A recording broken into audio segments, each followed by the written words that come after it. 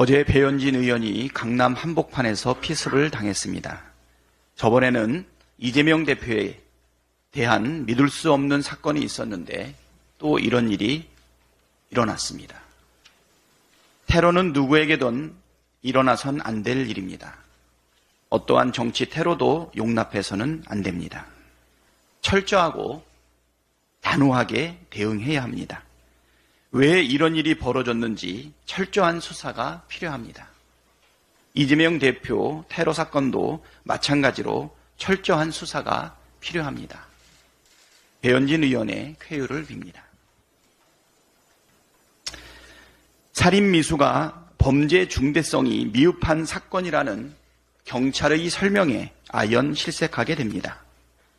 이재명 대표 살인미수범의 신상 정보를 공개하지 않는 이유에 대해서 부산경찰청장이 기존의 신상 공개를 했던 사건들에 비해 수단의 잔인성이나 범죄의 중대성이 다소 미흡하지 않냐는 얘기가 신상공개위원들 간에 있었다고 들었다고 말했습니다.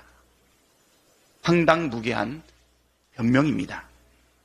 신상공개, 비공개 이유에 대해서 비공개하더니 고작 한다는 말이 카더라입니까? 살인미수범은 수개월에 걸쳐 이재명 대표 일정을 따라다닌 정황이 확인되고 있습니다.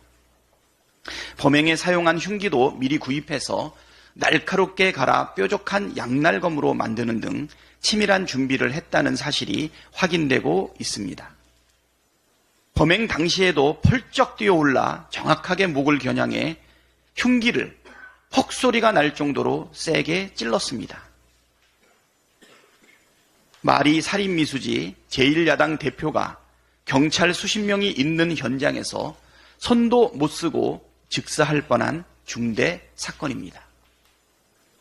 그런데 수법이 잔인하지 않고 범죄가 중대하지 않다는 게 말이나 되는 소리입니까? 이미 외신에서도 공개된 테러범의 신상을 이렇게 꽁꽁 숨기는 이유가 도대체 무엇입니까?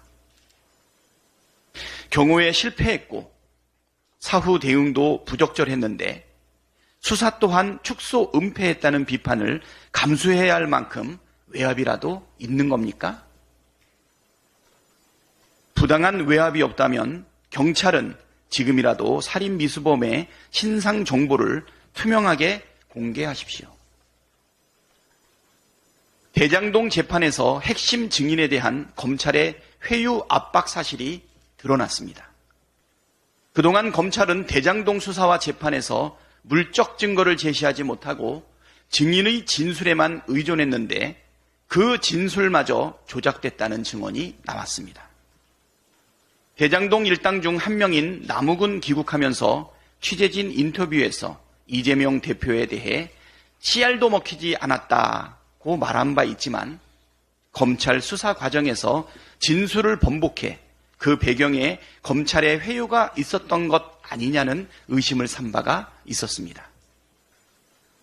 그런데 남욱의 진술이 갑자기 변한 이유가 검찰의 구속 안 시킨다는 방침에 따라 이루어진 것이라는 증언이 지난 23일 재판에서 나온 것입니다. 이 증언을 한 당사자는 유동규였습니다. 유동규는 남욱이 미국에서 한 이야기와 한국에 들어와 한 이야기가 다르다면서 남욱의 진술이 뒤바뀐 이유로 그 당시 수사팀 방침에 따라 하면 구속 안 시킨다.